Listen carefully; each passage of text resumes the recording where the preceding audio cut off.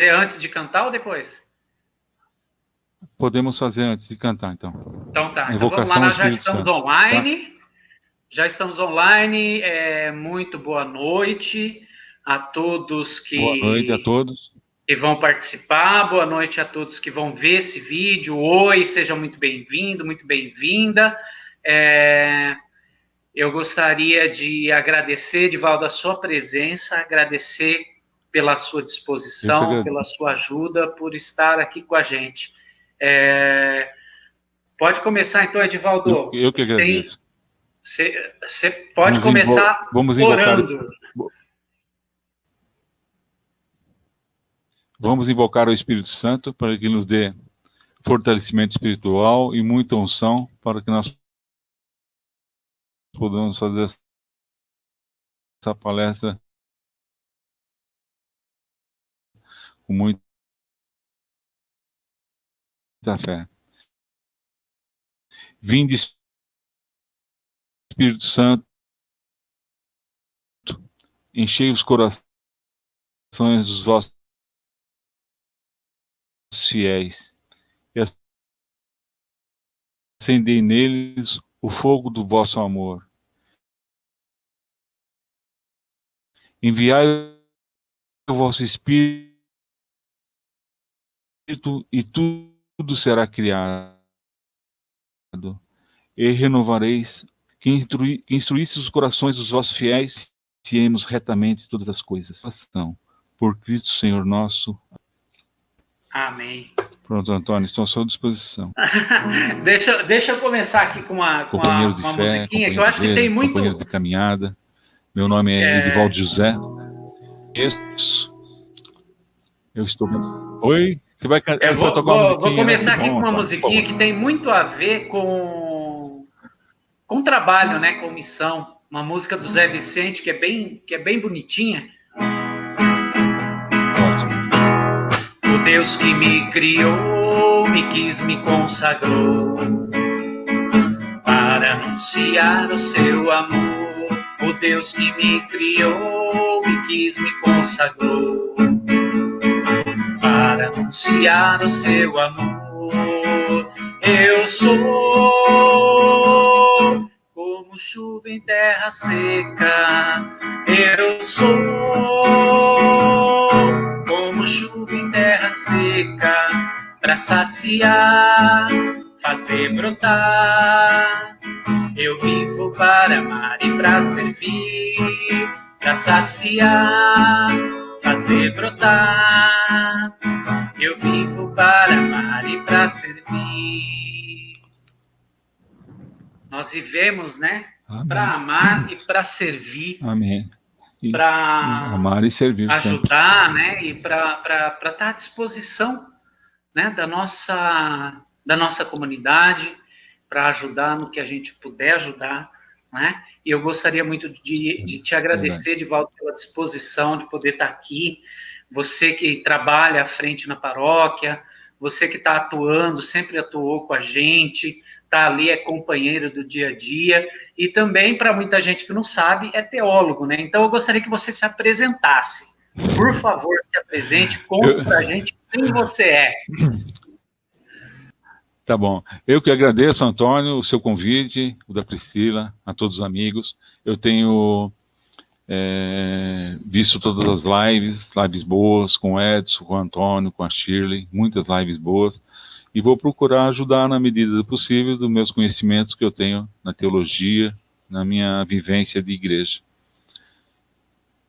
Eu nasci praticamente aos 12 anos de idade, fiz minha primeira comunhão na igreja Nossa Senhora de Fátima, lá na Vila Bonilha. Fui caminhando, trabalhando, e a parte da família da minha mãe, todos religiosos, e do meu pai também, algumas pessoas muito religiosas, e fui estudando, ingressei um pouquinho mais na vida da igreja, fui caminhando, fazendo faculdade, tentei faculdade de engenharia, entrei, mas não consegui fazer a engenharia elétrica na Mauá, porque era muito caro e nós ganhávamos pouco, meus pais também eram muito pobres, não deu para pagar a faculdade. Fiz faculdade de administração e depois ingressei, como já estava participando um pouquinho mais ativo na igreja, participei do Instituto Teológico Brasilândia, fundado pelo nosso querido Dom Angélico Sandro e coordenado pelo nosso falecido padre José Roberto. Fizemos 3 anos de ITEBRA, Instituto de Teologia Brasilândia, muito produtivo, e nessa época eu já estava participando também já na igreja, e já fui ministro da celebração, ministro da palavra, na igreja lá no Rincão, na Luiz Montfort, né? Como ministro da palavra, ministro da Eucaristia. Lá nós tínhamos 6 comunidades, foi muito bom, muito saudável, muito progressivo. E fui ministro da palavra lá, ministro da Eucaristia. Depois eu participei de várias igrejas, da São Luís Gonzaga, da São Judas, e na Vila Zate, aos 22 anos. Eu conheço a igreja Vila Zate já há 43 anos, entendeu? E fui ministro também lá com o Padre Alessio, no Pan-Americano. Então a minha vivência, depois eu entrei na faculdade de teologia, e naturalmente isso aí me despertou um pouquinho mais o interesse na evangelização, né? Na enculturação. E fui catequista de adultos, na São Luís Maria de Montfort, também no Rincão. Catequista de adultos, participei também da pastoral do batismo, graças a Deus. Caminhei muito tempo também na RCC, gostava muito dos louvores, das canções, das palestras, muito interessante também, né? Tanto que eu visitei a Canção Nova, conheci o Padre Léo, o falecido Padre Léo, conheci o Dunga, o nosso querido teólogo Felipe Aquino, né? E foi assim por diante, fazendo teologia e praticando a doutrina da fé, o segmento da igreja. E hoje eu sou ministro da extraordinário da Eucaristia na Nossa Senhora da Aparecida, na nossa paróquia. Olha, eu também participei da igreja Nossa Senhora do Retiro também.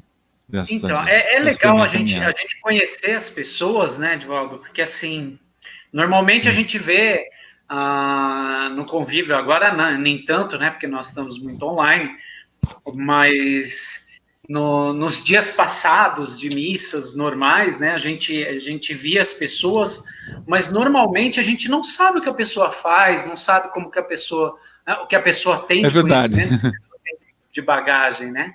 É verdade. E isso é muito legal, é muito isso bom não acontece conhecendo aqui também. Então, mas às vezes quando eu vou, por exemplo, na São Luís Gonzaga, eu encontro colegas de Teba, colegas de faculdade lá, é muito interessante, entendeu?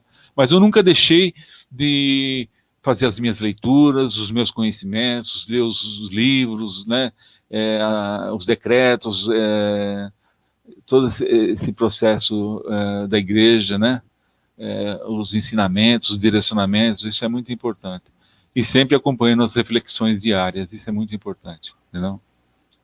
Isso faz parte da vida, né? Ou deveria fazer parte da vida exatamente. de quem diz cristão, né? É verdade. O católico, ele é uma pessoa disposta, né? Ele está dentro dele a religiosidade. Aliás, o homem nasceu religioso, mas o católico ele tem dentro dele a religiosidade, o serviço. Ele ora com fervor, ele pede a Deus, ele serve, né? Só precisa ser cutucado, né? Mas ele... Beleza, na nossa paróquia eu tenho tanta gente que eu fico encantado com certas pessoas. Eu fico encantado. Falando em cutucar, Edivaldo, eu já vou começar aqui a te cutucar aqui, vou começar... A cutucar. Eu quero saber de você. A gente ouve muito falar em o teólogo, mas na verdade qual é o papel do teólogo? O que ele deve fazer, o que ele faz para a igreja? Me conta o que na verdade é o teólogo e o que ele faz. Certo. Eu fiz algumas anotações, alguns apontamentos que eu posso acreditar que seja interessante para o pessoal que está nos ouvindo, né? O teólogo, ele estuda Deus, ele está a serviço de Deus. Ele não está a serviço da teologia, ele está a serviço de Deus. Porque antes de conhecer a Deus academicamente, o teólogo precisa conhecê-lo pessoalmente, acreditar que Deus está presente em tudo que você imagina, Deus está presente, nos movimentos, na luz, em tudo. Você precisa acreditar nisso daí. Antes de descrever a Deus, o teólogo precisa ter e estar em comunhão com Ele. Saber que Deus está perto dele. Porque ele está falando com unção espiritual, né? Ele tem que falar, puxa vida, eu vou falar sobre Deus, sobre teologia, eu tenho que ter unção, né? Antes de descrever o amor de Deus, o teólogo precisa sentir-se amado por Deus. As pessoas que não se sentem amadas por Deus se desvirtuam, né? O teólogo não pode, tem que se sentir sempre amado por Deus. E antes de descrever a autoridade de Deus, o teólogo precisa submeter-se a essa autoridade. Ele precisa sempre acreditar nessa autoridade de Deus. Antes de descrever a santidade absoluta de Deus, o teólogo precisa descrever a sua absoluta pecaminosidade. Reconhecer que é pecador.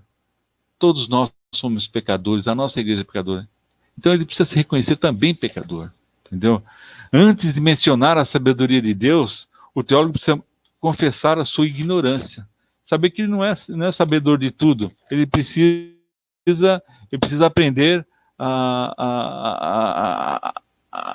muitas coisas que a igreja e a própria comunidade podem ensiná-lo. Porque antes dele enredar para o problema filosófico e teológico do sofrimento, o teólogo precisa aprender a chorar com quem chora.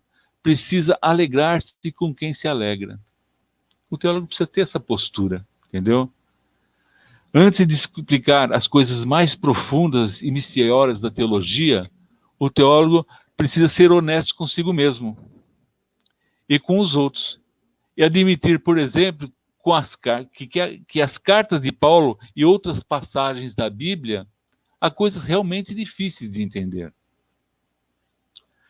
Antes de ensinar e escrever teologia, o teólogo precisa aprender entender que sua responsabilidade é enorme. Porque exatamente por ser reconhecido como teólogo, ele será ouvido, questionado, lido, consultado, citado, certo?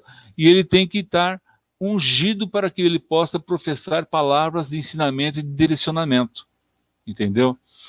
O teólogo não pode inventar suas teologias, assim como o profeta não podia inventar suas visões, declarando, assim diz o Senhor, se o Senhor nem estava com ele.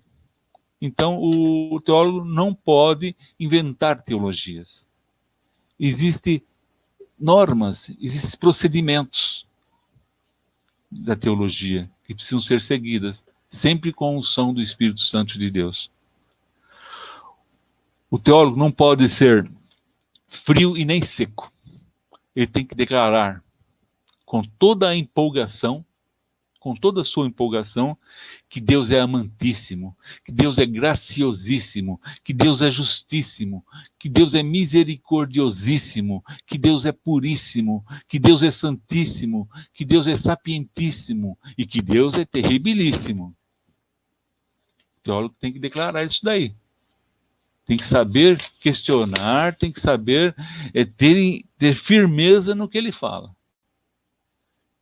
E, acima de tudo, o teólogo precisa ter humildade para explicar as coisas já reveladas por Deus e calar-se ainda diante das coisas ocultas, coisas talvez até incompreensíveis, para não começar a dizer aleatoriamente coisas que não devem.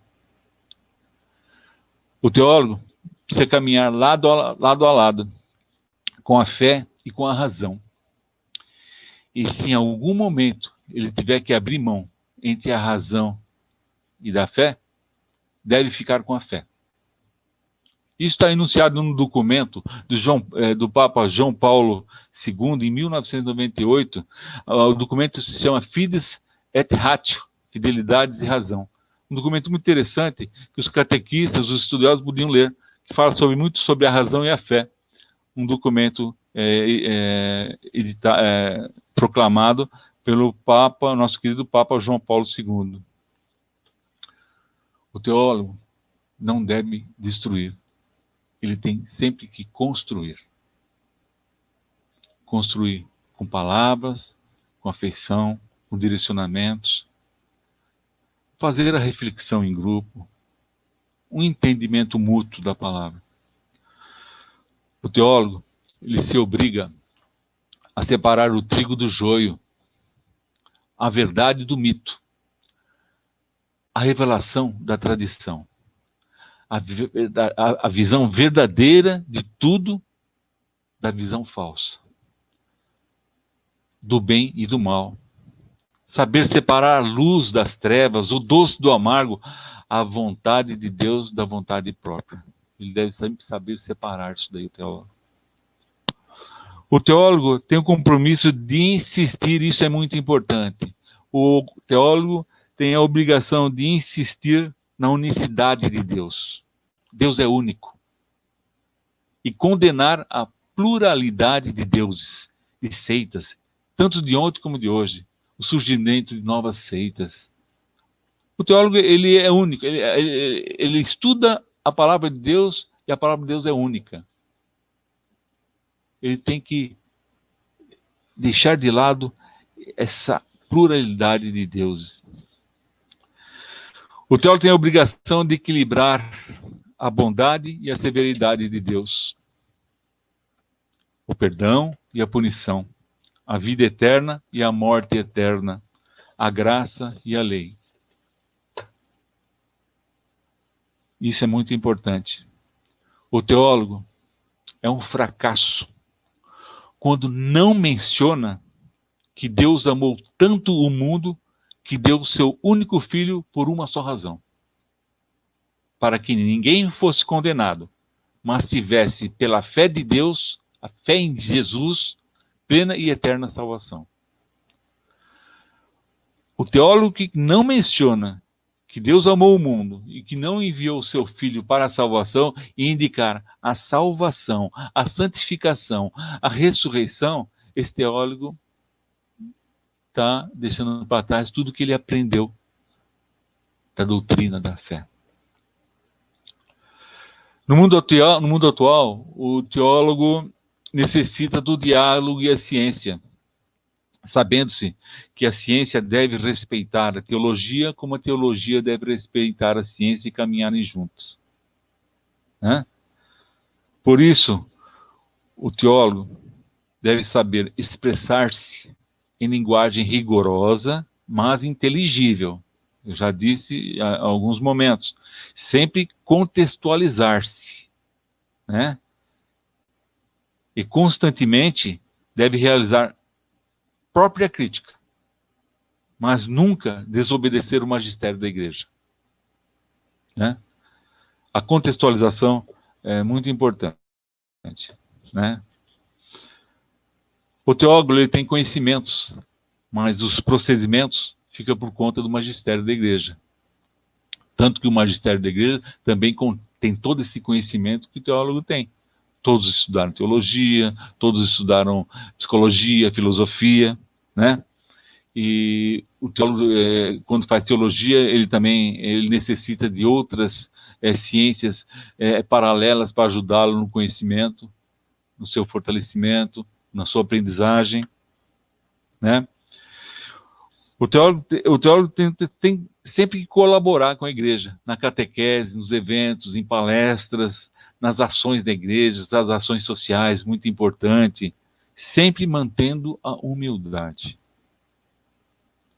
O teólogo que não tem a humildade, quer se vangloriar, talvez, o fato dele ter feito teologia, ele está no caminho meio errado, entendeu? Meio por completo errado. Né? Então, os teólogos que devem procurar obediência sempre à verdade e nunca desvirtuar a verdade. O teólogo deve seguir uma disciplina dura da obediência à verdade. O teólogo é um pesquisador que procura aprofundar o sentido das verdades da fé reveladas por Deus através dos patriarcas, dos profetas, da pregação de Jesus Cristo. Essas verdades estão na tradição, na transmissão oral, né, de família, de tribos, né? Do Antigo Testamento a gente estuda muito isso daí, né? E nas Sagradas Escrituras.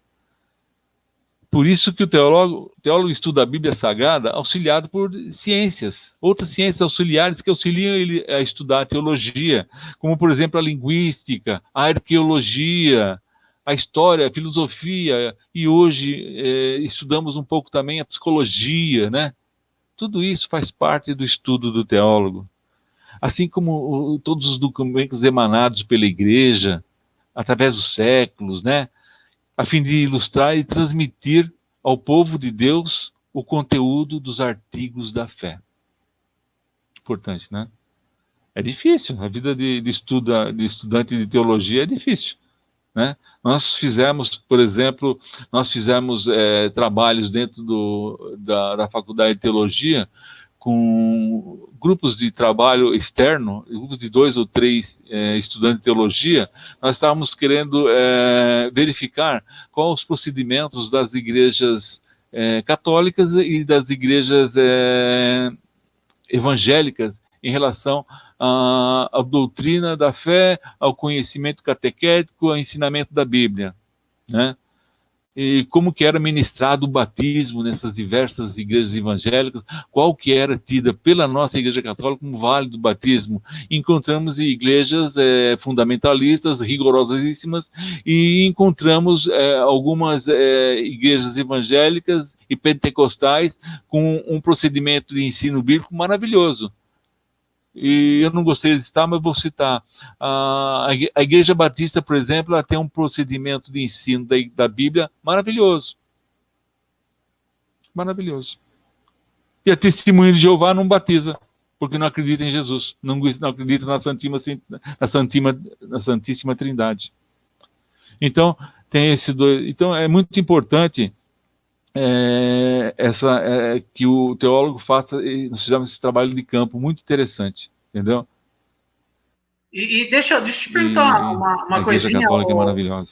Edivaldo. A Igreja Católica, através das suas pastorais, através da sua catequese, ao povo que caminha, é maravilhosa. Então, só para terminar, Antônio, mais só rapidinho. Sim. Os teólogos têm a liberdade de estudar a doutrina católica, mas sem nunca voltar ao ensinamento claro e permanente, e nunca ser maior que o magistério da igreja, né? Essa minha explanação sobre o teólogo. A missão do teólogo não é contestar as verdades da fé, confirmada pela igreja e pelo magistério, assistido permanentemente pelo Espírito Santo, mas a ajudar a igreja a entendê-las cada vez melhor. Antônio, é com você. Olha, assim, é muito interessante, né, saber... Antônio? Tô te ouvindo, Edivaldo. Tem um pouquinho de atraso aí. Eu ia te fazer a pergunta, quanto tempo estuda um teólogo? Olha, não tem tempo. Ele estuda, enfim, é infindável o estudo. Ele faz a faculdade de teologia e filosofia, termina em 4 anos, 5 anos, certo? Mas ele nunca para de estudar. Porque, como eu disse, a igreja é permanente na sua... Sim, toda a vida. Eu estou estudando até hoje. Estou estudando agora com você. Entendeu? Então, a igreja é permanente. Só para você ter uma ideia, você vê bem, esse quinto sínodo que nós tivemos em Aparecida, o documento de Aparecida que falava que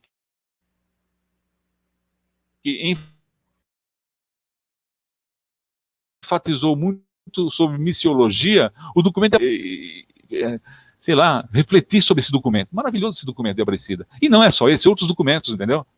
E a igreja nossa, ela é constantemente voltada para o aperfeiçoamento da doutrina da fé, para o aperfeiçoamento da catequese, para o aperfeiçoamento da evangelização, entendeu? Isso é importante. Então, na nossa igreja atual hoje... Viva, né? Como? Uma igreja rica. É isso que você quer dizer? Viva. Ah, sim, viva. Viva e rica, né? Rica em sim. procedimentos, rica. Nossa, muito rica. A nossa igreja católica é riquíssima. Eu tenho aqui alguns comentários aqui, o Edivaldo. Eu vou dar uma passadinha aqui no chat aqui para ver uns comentários aqui. Desejar boa noite pro pessoal, né? Para Liliane, para Lia Rodrigues, para Célia Farias, que sempre está com a gente. Esse pessoal está sempre curtindo, aproveitando esse momento Célia, de formação, de aprendizagem. A Geralda, boa noite, gente. Sejam muito bem-vindos, tá? Marinês. Boa noite a todos. A Sandra, o Paulo Tadeu. O Paulo Tadeu fala uma coisa aqui, boa noite a todos. Paulo, tenho que dizer, alguns anos atrás, tínhamos na igreja a Escola da Fé, onde era ensinado tudo sobre religião, sobre o andamento da missa, oráculo do início ao fim, como também o padre participava durante, tirando várias dúvidas e explicava o que devia ser feito, né? Deveria voltar. Até hoje se comenta da Escola da Fé. Eu ouço muito falar dessa Escola da Fé. Tem muito aqui a Sandra, a Rosa Ferreira, e aqui vai uma sugestão, né, para quem achar interessante, para quem quiser enfrentar essa novidade. É a sugestão, né, para o Paulo aqui, ó, Paulo, quem sabe a gente não retorna virtualmente, né, nesses momentos de pandemia. Quem sabe a gente não começa aqui no virtual a trabalhar, a montar uma escola da fé, a passar conhecimento pela internet, né, usar a tecnologia para nos aproximar mais ainda de Deus e dos irmãos. Se alguém tiver aí alguma pergunta, alguma dúvida, quiser também sugerir algum tema, quiser embarcar nessa, falar, olha, se tiver a Escolinha da Fé, eu participo, eu tô junto, então pode colocar aí nos comentários que depois a gente já vai estar falando, né? Aqui a gente já está chegando aqui, o Edivaldo, na segunda parte do nosso pequeno encontro, né? Porque falar sobre alguns assuntos é complicado, né? É longo. Falar sobre... Principalmente teologia, né? Teologia entra em várias áreas, né? Teologia trabalha várias áreas. E assim... Mas, Antônio, só me dá uma licencinha um pouquinho? Sim, sim. Eu achei a observação do Tadeu muito interessante. A Escola da Fé, ela deve ser uma escola permanente dentro da igreja, né? Explicar a doutrina da fé, explicar a doutrina católica. A Escola da Fé, ela deve ser, não é uma coisa que faz e termina, tem começo, meio e fim. É uma coisa que teria que ter sempre a Escola da Fé. A fé não acaba, aperfeiçoamento, né? Ou não deveria acabar. Exatamente. Eu acho muito interessante a volta da Escola da Fé. E não é só na paróquia, a nossa paróquia, mas a maioria das paróquias não tem mais essa permanência dessa aprendizagem, né? Com o passar do tempo vai se perdendo, né, isso, né? Vai se perdendo essas coisas que a gente como cristão, né? A gente como missionário não deveria deixar acontecer. Né? A gente tem que trabalhar dentro da igreja, a gente tem que trabalhar a mentalidade das pessoas para a gente não perca essas coisas, né? A gente não pode perder essas coisas boas que a igreja tem para oferecer para a gente, né? O conhecimento que muita gente tem, a gente não poderia perder. Verdade. Eu vou puxar agora mais um pedacinho dessa música do Zé Vicente, porque fala muito sobre isso, né? É bonito. Fala sobre missão, fala sobre o porquê, né, que nós somos chamados, quem é que chama cada um de nós para sua missão. Né? Então, é muito bonita e muito profunda essa música, né? É missão de todos nós. Deus chama, eu quero ouvir a sua voz. É missão de todos nós. Deus chama, eu quero ouvir a sua voz. Eu sou como a flor por sobre o muro. Eu sou como a flor por sobre o muro. Eu tenho mel, o sabor do céu. Eu vivo para amar e para servir. Eu tenho mel, o sabor do céu. Eu vivo para amar e para servir. É missão de todos nós. Deus chama, eu quero ouvir a sua voz. É missão de todos nós. É missão de todos nós. Deus chama, eu quero ouvir a sua voz. Quem não tem É missão de todos nós. quem não tem missão não sabe o que é viver, né? Quem não tem missão, é a missão de todos nós. Estar presente numa comunidade, a alegria que é você estar no meio das pessoas, você poder ajudar, você poder contribuir, você poder doar o seu trabalho, o seu tempo, o seu amor para os outros. Isso eu acho que não tem... É verdade. Tem nada na vida, né? Que pague isso. Isso é importante. Né? Então vamos lá. A força da palavra é importante. Vamos falar um pouquinho sobre Bíblia, né? Porque o tema da nossa live é esse. Você, como teólogo, com certeza é muito conhecedor da palavra de Deus. E hoje a gente vive aí esse problema, né? Que é difícil. É a pandemia que mexe, abala com a nossa fé, tira de nós a vontade, o desejo de fazer as coisas, e nos mostra assim o quanto nós somos frágeis, né? O quanto o ser humano é frágil. Então, a palavra de Deus, a gente fala na catequese, né? Para as crianças a gente ensinou que ali é a resposta para tudo. A palavra de Deus, ela tem tudo que você precisa para viver, né? Então, como que a gente pode trazer a Bíblia de volta para os dias de hoje? Como que a gente pode contextualizar a Bíblia nos dias de hoje, principalmente nessa época que nós estamos vivendo de pandemia, de dificuldade, de sofrimento, principalmente social? Bom, primeira coisa, católico tem que ter Bíblia. Eu tenho 4 aqui. Ó, eu tenho essa aqui, pequenininha de bolso, tá vendo? Eu tenho essa aqui, que é a pastoral. Todo mundo conhece a pastoral, porque essa Bíblia pastoral, ela tem uma linguística muito simples e apropriada para catequese, né? É uma Bíblia onde a maioria das paróquias, elas adotam. Eu tenho essa aqui, que é a versão da CNBB, Conferência Nacional dos Bispos do Brasil. Ela tem uma linguística um pouquinho mais pesada, né? Essa aqui, né? Não sei se vocês estão vendo aí. Ela é um pouquinho mais pesada. Eu tenho essa daqui, que é a versão de Aparecida. Essa era a minha Bíblia que eu ficava do lado da minha cama toda noite, né? Tanto que ela é todinha rabiscada, todinha acentuada.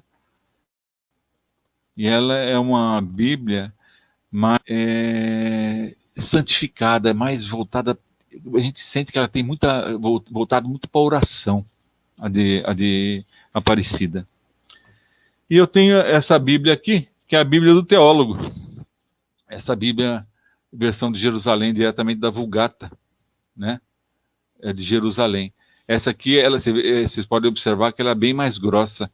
Essa Bíblia aqui, ela é a nossa Bíblia que a gente estuda na Faculdade de Teologia, porque ela é muito rica em citações, né? As citações dela são riquíssimas. Bom, primeira coisa, o católico ensinar a Bíblia, ele tem que ter uma Bíblia em casa e saber manusear a Bíblia. Saber manusear a Bíblia, isso é importante. Saber o que é o Novo Testamento, que é o Antigo Testamento, quais são os livros do Antigo Testamento e quais são os livros do Novo Testamento. Livros do Novo Testamento a partir da pregação e evangelização de Jesus, até o Apocalipse. E o Antigo Testamento da criação até a revelação. Até a revelação. Então, ensinar a Bíblia hoje nas paróquias e comunidades, ela não pode ser ensinada de um modo muito impositivo, né? E nem com subjetivismos, e sim ser objetivo.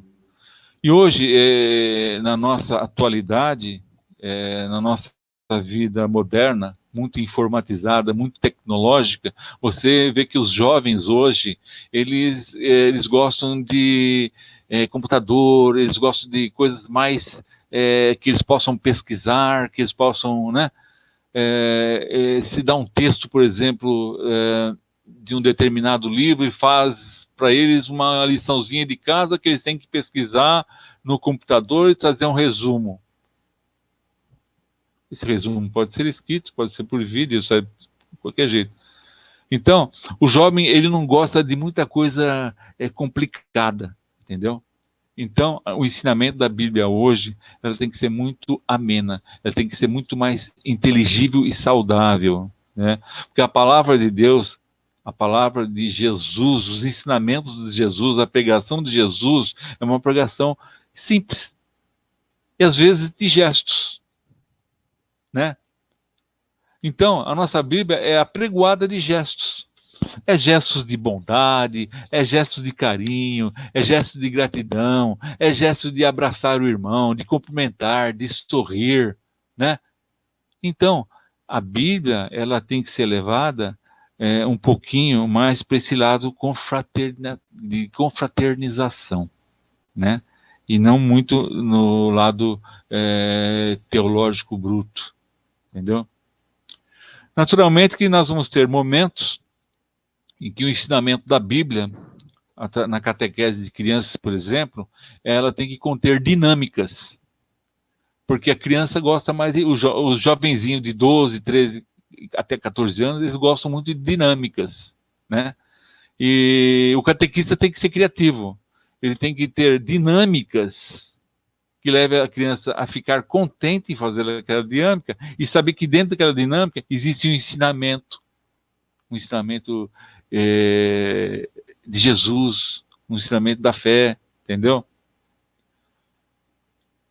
Ensinar, por exemplo, como foi formada a Bíblia, por exemplo, para um jovem que está na sua crisma, como que foi formada a Bíblia, como que foi formada... tem que ter dinâmicas hoje.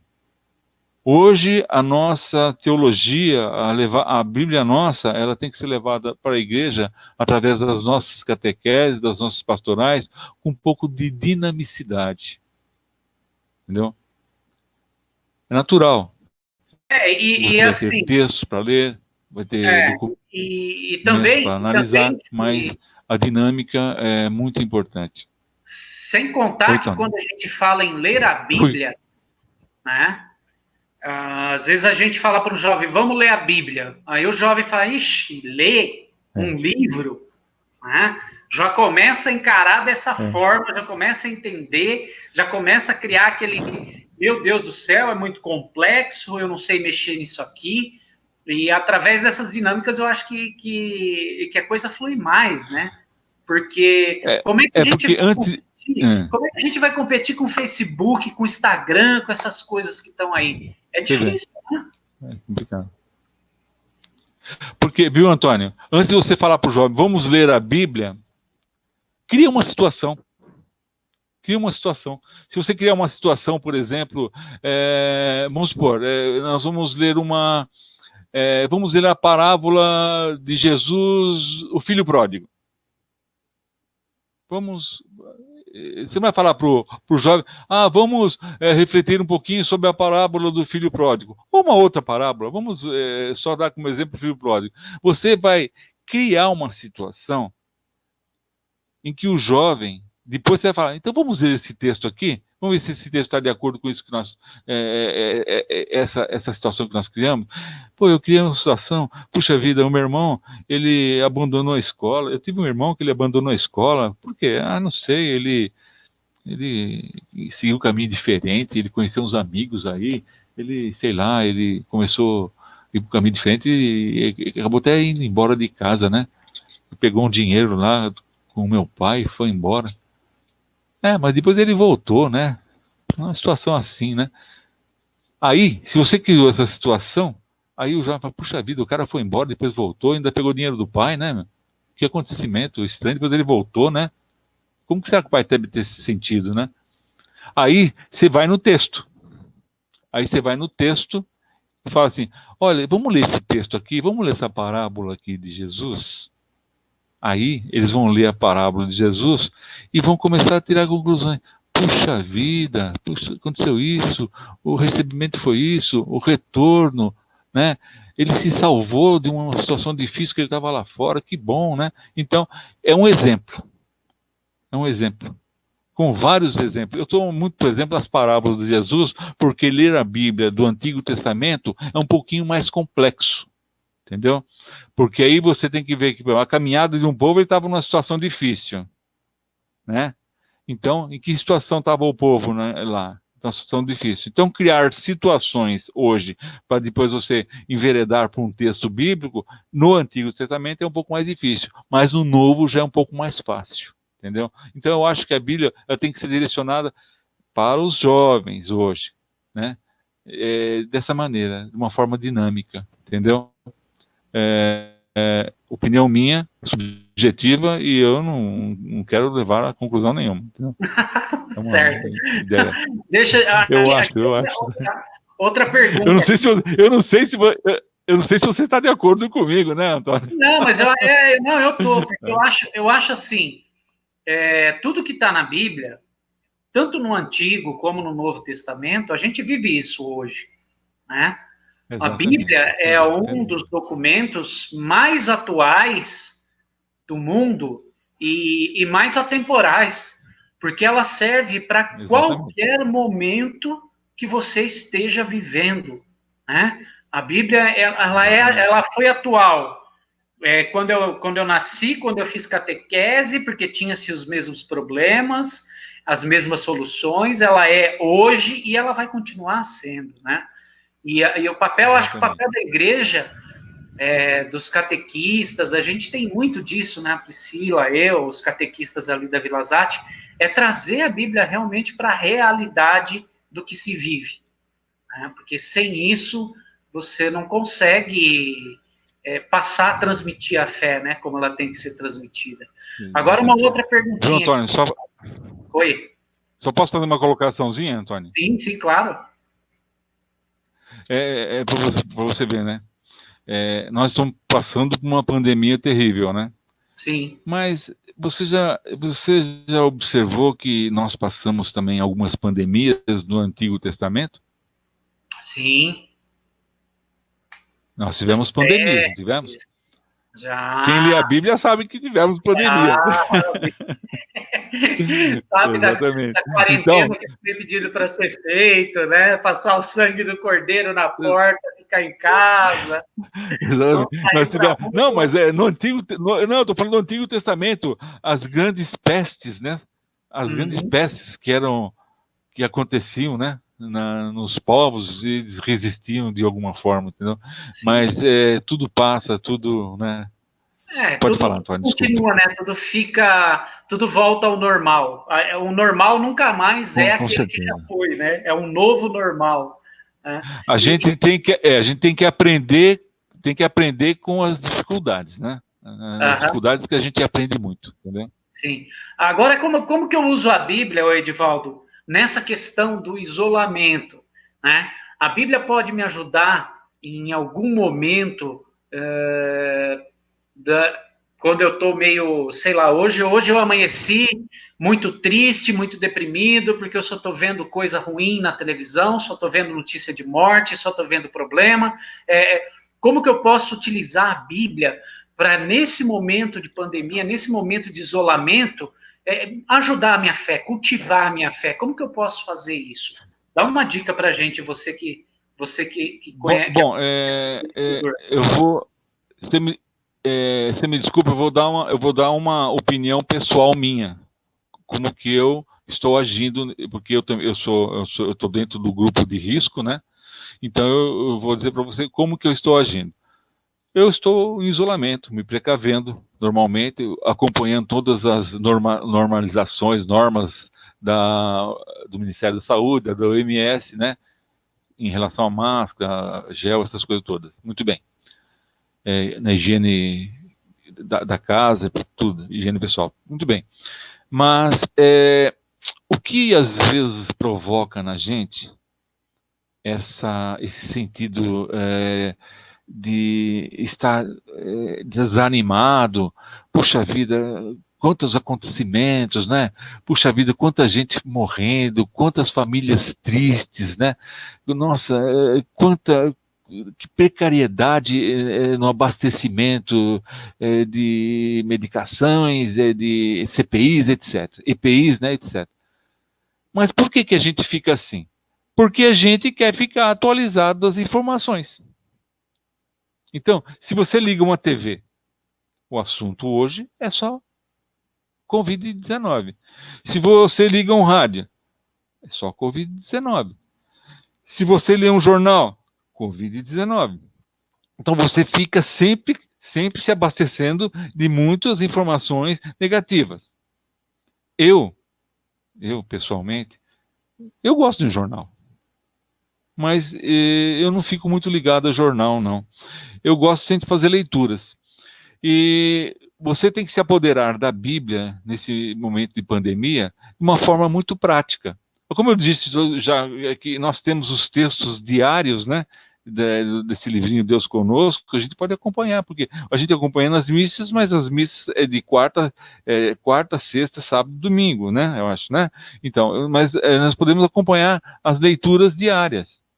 Ou pega, por exemplo, uma leitura mais amena, os evangelhos, pega o evangelho de Mateus, vai lendo os evangelhos de Mateus, vai fazendo uma reflexão, faça as orações diárias, né? Levanta de manhã, agradece ao Senhor, muito obrigado, porque eu acordei respirando, estou alegre, consegui levantar de minha cama com saúde, vou tomar meu café, estou respirando esse ar maravilhoso, que sol lindo, que vento gostoso, nossa, que chuva maravilhosa. Então, agradecer sempre as maravilhas de Deus. E isso fortalece você, fortalece seu coração. Faça a oração sempre. Eu faço minha oração todos os dias. Então, Senhor, me ajude. Nossa Senhora, intercede junto a Jesus e ao Pai para que me dê unção espiritual, para me caminhar meu dia de hoje. Procura encontrar atividades dentro de casa. Arruma a cama, arruma o guarda-roupa, arruma os livros, lava a louça, limpa o armário, né? Só não chuta o cachorrinho. Mas faz tudo isso daí. Então, procurar atividades dentro de casa. Você não gosta de ler? Então, escuta uma música. Escuta uma música gostosa para escutar, né? Reflete um pouquinho da letra da música, porque tem letras de música que são boas, tem letras que não são horríveis, né? E é isso. Então, nesse momento de pandemia, apropriar-se da Bíblia, ler as leituras diárias, as leituras mais fáceis, os evangelhos, e fazer oração. Sempre faça oração e faça a leitura diária, né? Ou Salmos, que é muito lindo. Eu aconselho a fazer isso. Essa é a minha postura pessoal diante da pandemia, junto com a Bíblia em casa. Eu faço isso. Oração, leitura bíblica, uma reflexão e atividades. Legal. Eu vou dar uma passadinha, Edivaldo, aqui nos comentários. Eu estou vendo aqui que tem uns comentários novos aqui, e vou dar uma olhada aqui no que o pessoal tá falando aqui para a gente. Deixa eu dar uma olhadinha aqui. Vamos lá, deixa eu ver onde eu parei. Aqui, a Rosa está falando aqui, né? Que as palavras não fiquem só na palavra. Vamos colocar em ação, pois é muito importante o que vocês estão falando. Deus abençoe a nossa comunidade. Deixa eu só trocar meu óculos aqui para pegar o óculos de leitura. A Josiane Silva está falando aqui. Ótima ideia. Às vezes queremos participar de alguma pastoral, mas não temos muito conhecimento. Boa parte boa oportunidade a Escola da Fé. A gente vai ver o que a gente consegue fazer, vamos ver quem a gente consegue mobilizar, né, Josiane, para a gente poder estar trabalhando, fazendo isso, porque também é um trabalho bem complexo, né? Mas dá para a gente fazer sim. A gente vai tentar fazer com certeza. Tá aqui a Antônia, boa noite, Antônia. A Dani, Daniele, bem-vinda. Aqui o Francisco, ó, olha que legal. Eu não vou colocar o texto na tela porque é um texto um pouco grande e vai tampar o nosso rosto, mas veja bem. Vamos lá. Muito bom te ver aqui, Edivaldo. O pessoal da Pascom tem escolhido de forma acertada todos os temas da live. E você não poderia, com todo o seu conhecimento teológico, estar fora. Parabéns, Pascom, Priscila e Toninho, né? Priscila e eu. Pergunta, Edivaldo. Tem uma perguntinha boa aqui para você, ó. Edivaldo, Papa Francisco, a meu ver, é um dos papas mais progressistas dos últimos tempos. Você compartilha dessa mesma opinião? Diante dos vários temas, que sempre foi temas complicados, ou seja, de amplo debate na nossa religião, você acha que o Papa Francisco tem uma vida... Deixa eu ver que cortou o comentário aqui, mas deixa eu voltar à ideia central aqui. O que você acha do Papa Francisco? Você acha que ele é muito progressista? Você acha que ele é um homem muito à frente do seu tempo? Responde ao Francisco aí, porque você, como teólogo, é só você que pode responder. Tá. Francisco, meu querido, eu gosto muito de você, admiro você no seu trabalho no batismo. Veja bem, o Papa Francisco, eu admiro muitíssimo ele. Ele é muito observador das situações que acontecem no mundo. E ele não é tão crítico. Você pode observar que ele não critica muito. Ele dá direcionamentos. Eu gosto muito do Papa Francisco. E ele tem uma vivência em comunidade muito grande. Quando ele era bispo, tudo, eu conheço um pouco da história do Papa Francisco. Ele leva isso ao papado dele. Eu gosto muito dele. Não esquecendo que desculpa minha objetividade, minha modéstia, eu estava fazendo um trabalho sobre João Paulo II, né? Eu tenho um calhamaço de documentos de João Paulo II que eu também achei que o papado dele foi admirável. Aliás, todos os nossos papas são admiráveis. Desde o Vaticano II, de João Paulo VI, né? Desde lá. Maravilhoso. Mas o Papa Francisco ele tem essa particularidade.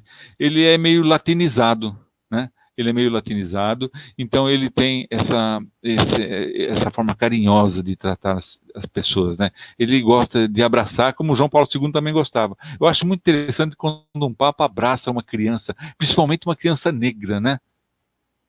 Então eu acho muito interessante isso daí. Eu gosto muito do Papa. Ele é criterioso nas emendas, nos decretos, nos documentos que ele emana, e ele não é muito... ele não gosta de ficar cutucando a ferida, né? Ele é bem... sempre ele dá um jeitinho de sair de lado, contornando, mas eu gosto muito dele. Muito amoroso. É um Papa muito amoroso, um dos papas mais amorosos que nós tivemos. Legal. Tem uma aqui do Zé Antônio, nosso querido José, da Pastoral da Projeção. Não esquecendo de João Paulo. Ele diz aqui, ó, enquanto as nossas lideranças... Pastoral da Projeção? Uma pastoral nova lá na igreja que está surgindo. Enquanto as nossas... depois eu quero... Oi? Bíblia. Não, depois eu quero falar um pouquinho. Oi? Depois eu quero falar um pouquinho em relação a essa escola da fé, tá? Ah, tá bom, tá bom. Enquanto respondendo a menina. Certo. O Zé fala aqui, ó. enquanto as nossas lideranças religiosas, que também fraquejam, como qualquer ser humano, em seus votos de pobreza e celibato, e não encontram na Bíblia, como também em tudo aquilo que estudaram em suas formações, e sucumbem também às depressões, tristezas pessoais e até conchavos políticos em função de algum interesse, que não seja o evangelho, como conviver, né? Como conviver, Edivaldo, com as nossas lideranças que infelizmente acabam caindo, acabam sendo tentadas, acabam distorcendo as coisas? Como que eu convivo? Eu brigo com eles, eu fico de mal, o que eu faço com esse pessoal, Edivaldo, por favor? Olha, eu não sei responder, não sei se ela está se referindo a esse pessoal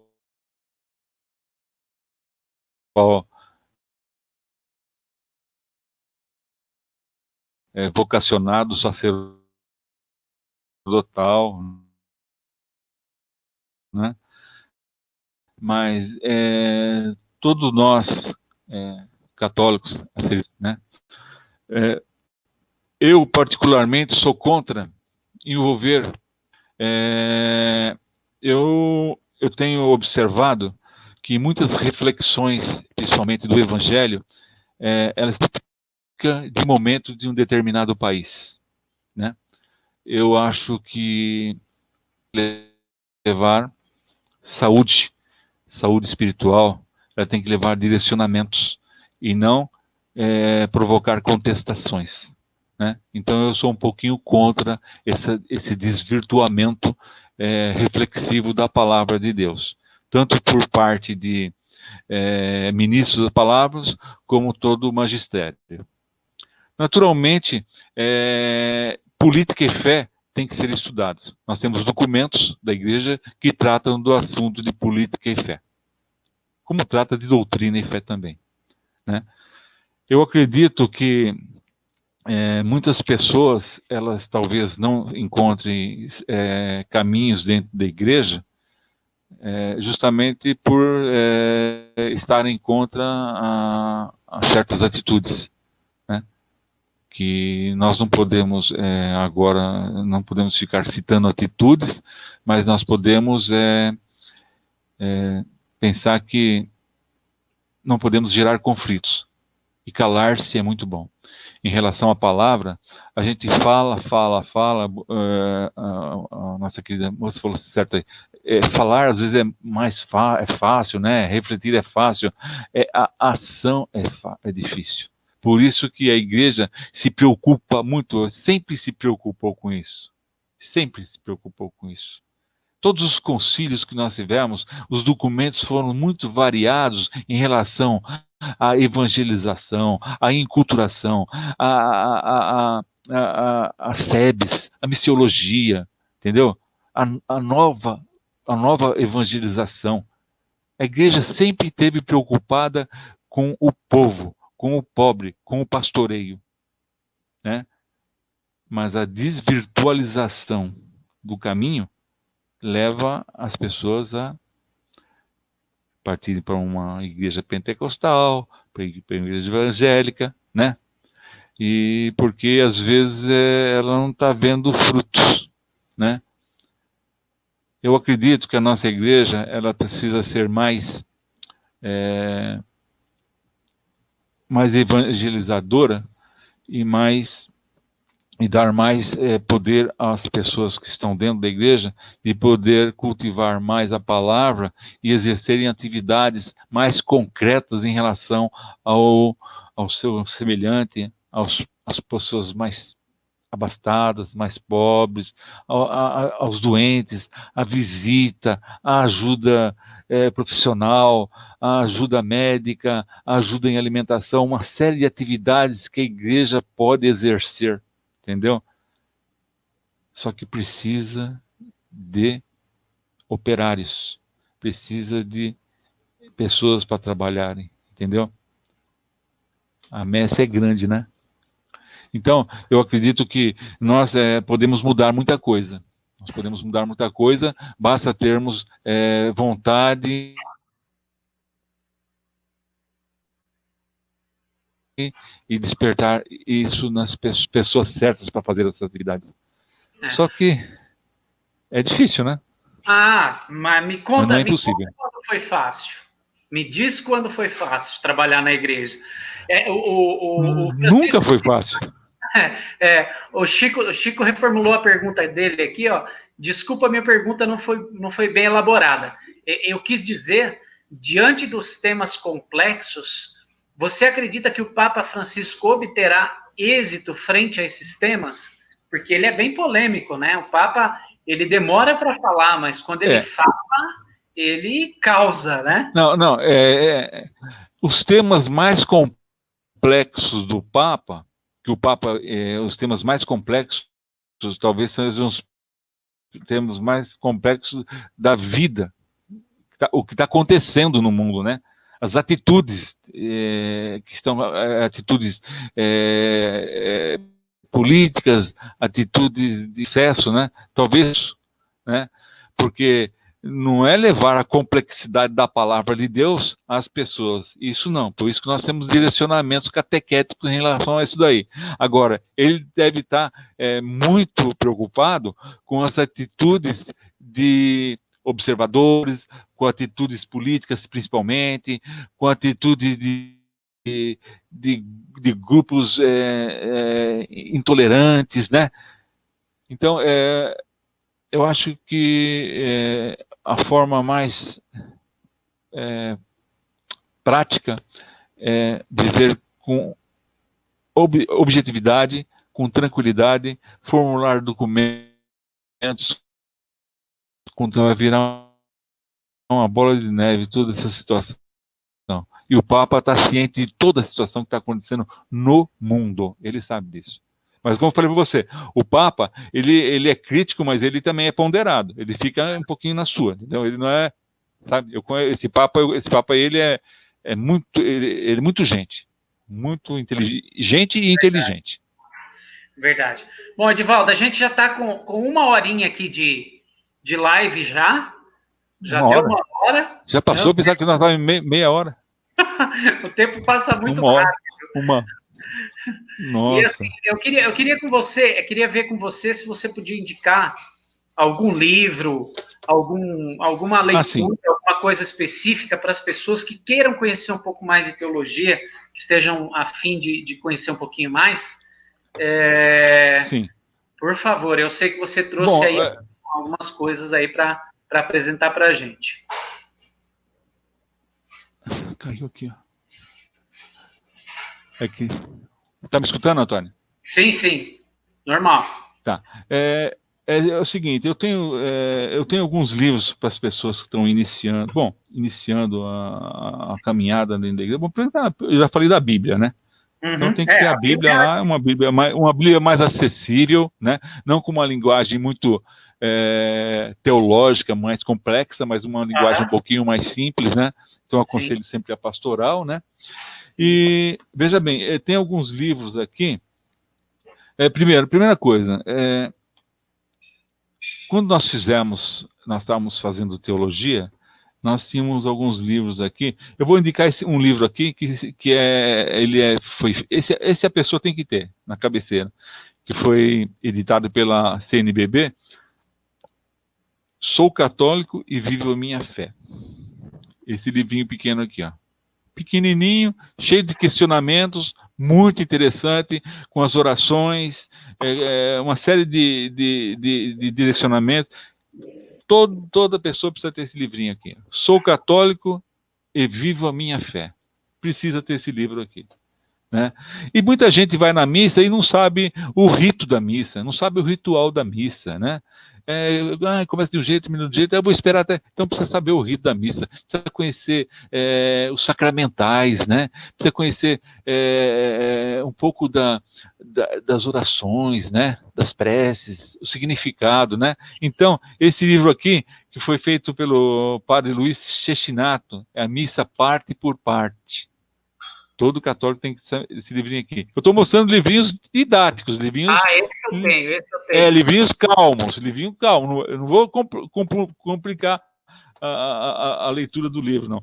Tem um livro aqui, esse aqui é muito interessante. Esse eu gostaria que as pessoas tivessem, viu? Esse é um livro que é um pequeno catecismo católico. O catecismo católico original, ele é desse jeito, ele é grosso assim, tá vendo? Ele é grosso, desse jeito aqui, ó. Catecismo da Igreja Católica, grandão, grossão, né? Tem tudo, é muito grosso, complicado. Agora, existem uns pequenos livros que também é interessante. Esse livro aqui, ó, o Pequeno Catecismo Católico, ele chama Eu Creio. Ó, Eu Creio.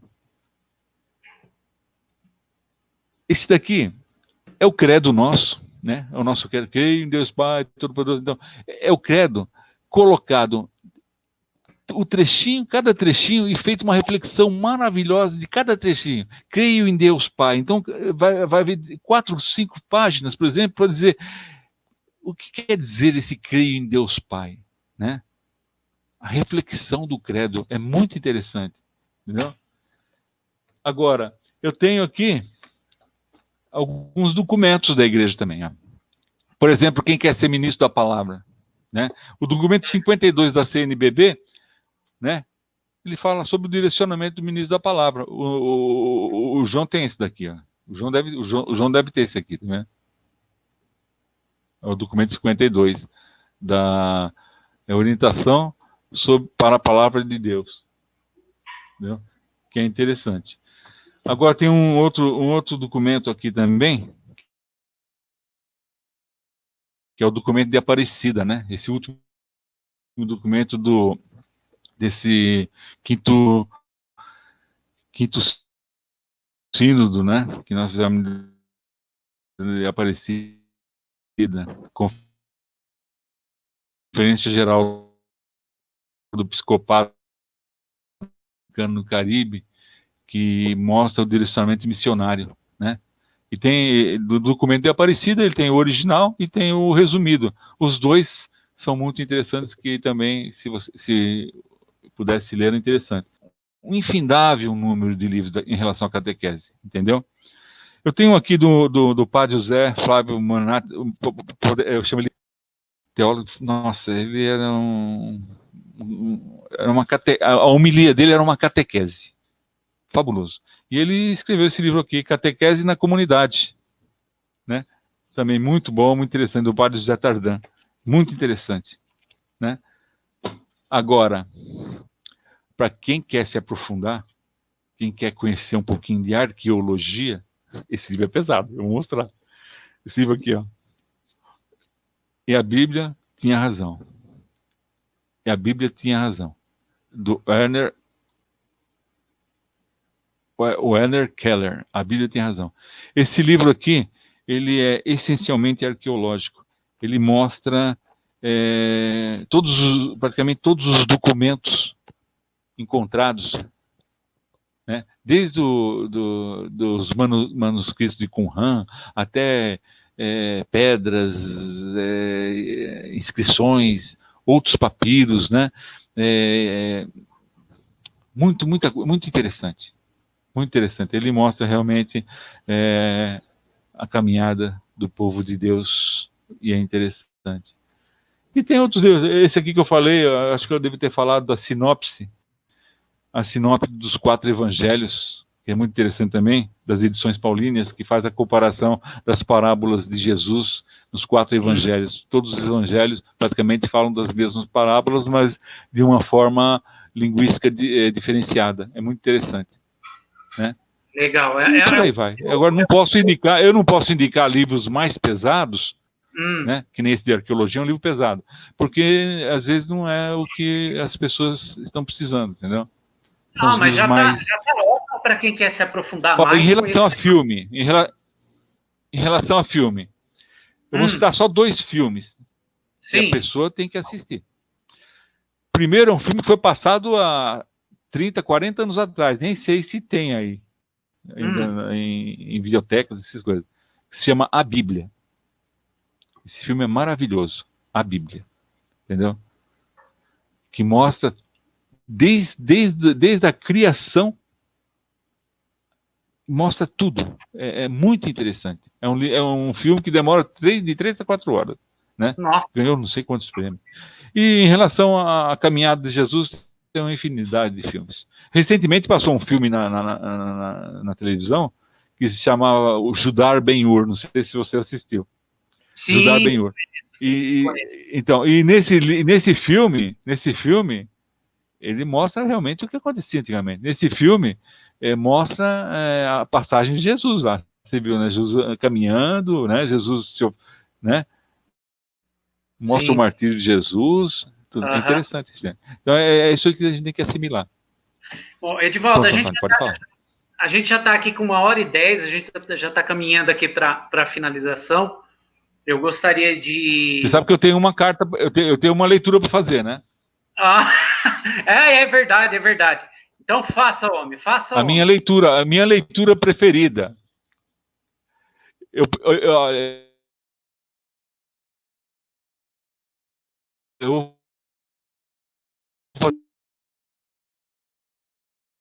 leitura, mas eu não sei se eu vou fazer a reflexão, tá? Essa leitura é do 1 a 14. Todo mundo conhece, tanto a leitura como a música.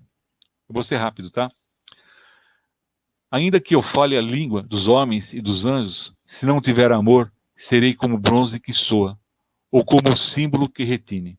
Ainda que eu tenha o dom de profetizar e conheça todos os mistérios e toda a ciência, ainda que eu tenha tamanha fé a ponto de transportar montanhas, se não tiver amor, nada serei. E ainda que eu distribua todos os meus bens entre os pobres, ainda que eu entregue meu próprio corpo para ser queimado, se não tiver amor, nada disso se aproveitará. O amor é paciente, é benigno. O amor não arde em ciúmes, não se ufana, não se ensoberbece, não se conduz inconvenientemente, não procura seus interesses, não se exaspera, não se ressente do mal, não se alegra com a justiça, regozija-se com a verdade. Tudo sofre, tudo crê, tudo espera, tudo suporta. O amor jamais se acaba. Mas havendo profecias, desaparecerão, havendo línguas, cessarão, havendo ciência, passará.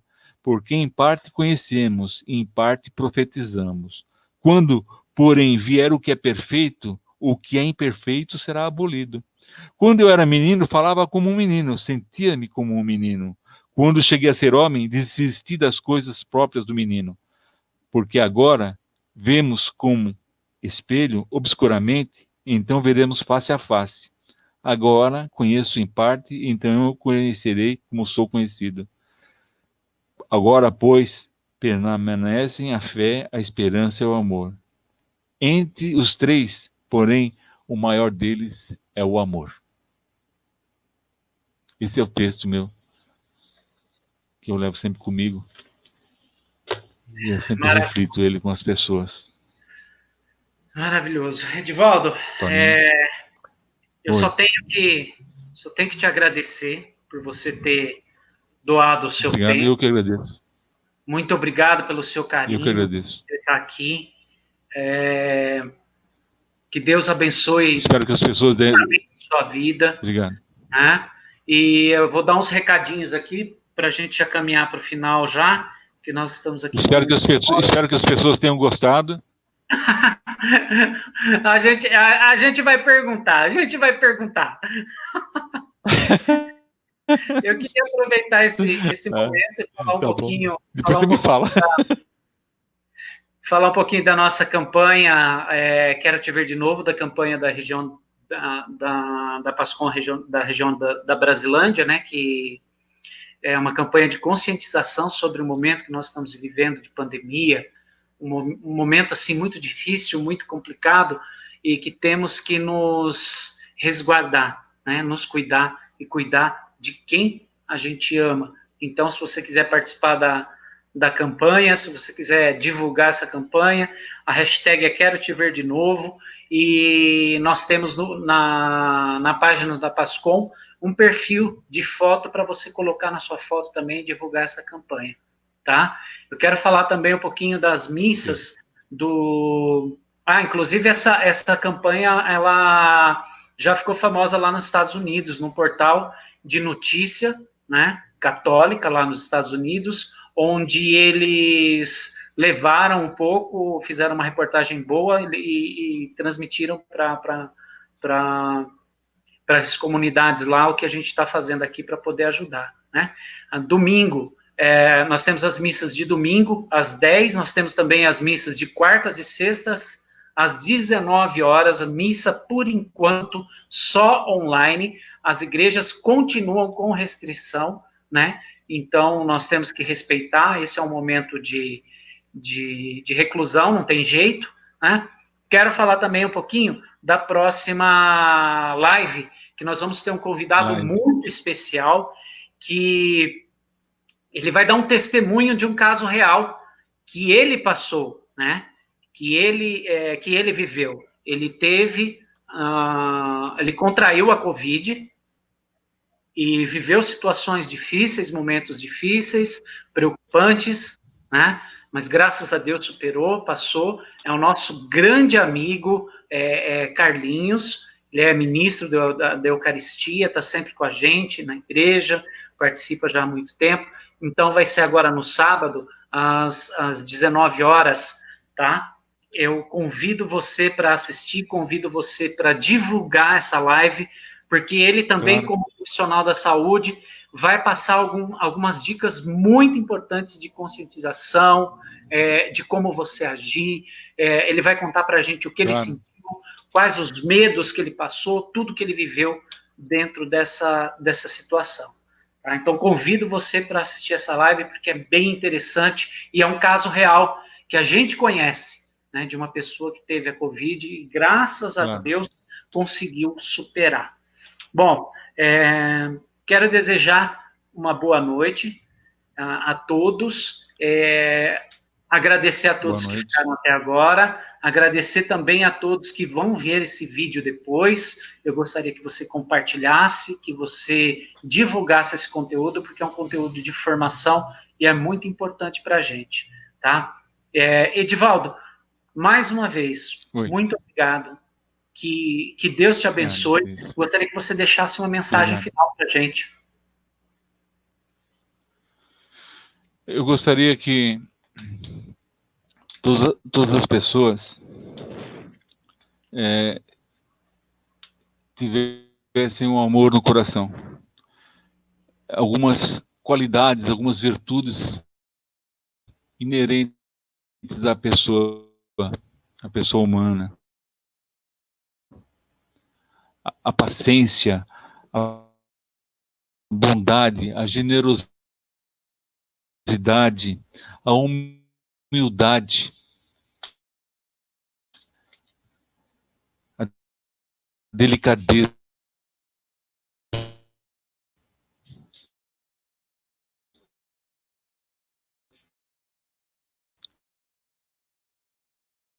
entrega todas as virtudes. Como é gostoso abraçar uma pessoa, né? Puxa vida, falar, pô, você tá bem, você tá alegre. Como é gostoso ver uma pessoa alegre, né? Uma pessoa sorrindo, né? Nossa, isso é... Então todas essas virtudes nós temos que levar no nosso coração. Nós estamos no caminho certo. O caminho de Deus, da palavra de Deus, os ensinamentos e abissais dentro da igreja. E que Deus nos abençoe sempre, e que Nossa Senhora da Aparecida intercedendo para que... Amém. Que Deus nos abençoe, que Deus abençoe a todos nós. Boa noite a todos. Uma boa noite. Que Deus abençoe. Eu vou terminar aqui cantando mais um pedacinho aqui do refrão da nossa musiquinha aqui, para finalizar bem bonitinho, né? É missão de todos nós. Deus chama, eu quero ouvir a sua voz. É missão de todos nós. É missão de todos nós. Então que a gente possa ouvir a voz de Deus. Gente, boa noite. Fiquem com Deus. Boa noite, Edivaldo. Muito obrigado. Boa noite. Boa noite a todos. Boa noite. Boa noite. Fiquem com Deus todos. Amém.